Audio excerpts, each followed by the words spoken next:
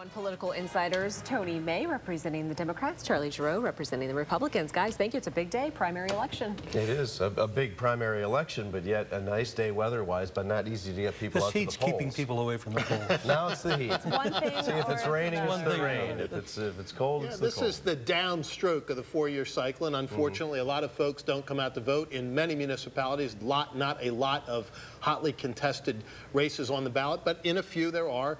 Cumberland County, there's a countywide race, a bunch of magisterial district justice races. In York County, your package didn't have it, but a pretty hotly contested race for judge down there, starring former Congressman Platts.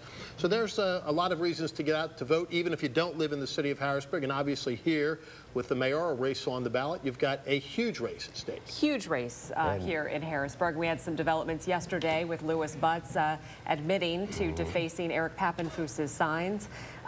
Was that a shock to you guys? I mean, is that something that happens nowadays? Passions run high in elections, and Charlie's probably had the same experience.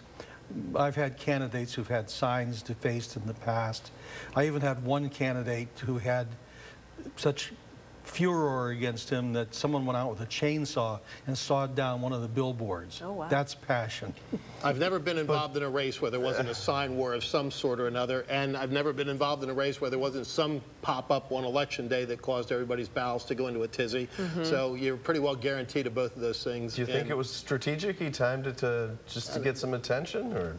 If he did, he's more bizarre than I might have thought originally. I just, you know, if you're doing that kind of thing to get attention, I mean, it was a stunt, an antic, I suppose. He said it was done out of frustration, but for whatever reason, there's no place for that. He was the best dressed defacer of signs I've come across, right? He was wearing a suit. Well, there you go. So give him that. Well, he's taking up a lot of our conversation. Exactly. So there you go. He sure is. But he's still on the ballot today, and again, you have until 8 o'clock tonight to head out there and vote.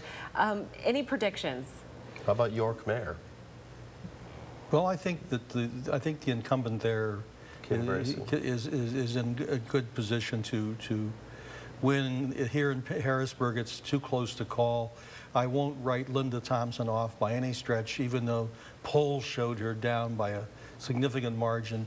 She has a strong base of support that probably is hard to reach by typical telephone survey techniques. Pretty good call. I'm not making any predictions because I retired undefeated some years ago. The prediction business is risky. Yeah. But the mayoral race here is very interesting. I subscribed early on to the thought that a lot of people had that a divided opposition would open up a path for Mayor Thompson to get reelected. But quite bluntly, her campaign the last couple of weeks was very quiet. Now, if she was effectively working in the neighborhoods, you know, setting up the mechanism to get out the vote today, and then is effective in getting out her vote, a small chunk will win.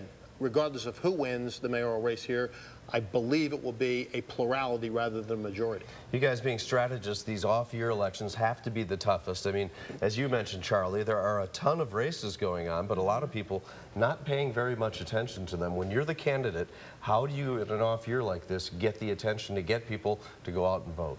In these races, the municipal races, county races, I've always been a firm believer and have been shown to be correct that door-to-door work, telephone calls, working individually with voters to motivate them to get out to vote is much more effective than a heavy TV campaign or filling up mailboxes. Yeah, they can't afford heavy TV campaigns, and even a lot of mail.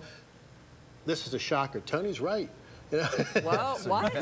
Retail politics, most importantly, door-to-door, when you can look somebody in the eye and shake their hand, you're more likely to get their vote than not. You're on the record saying Tony's right.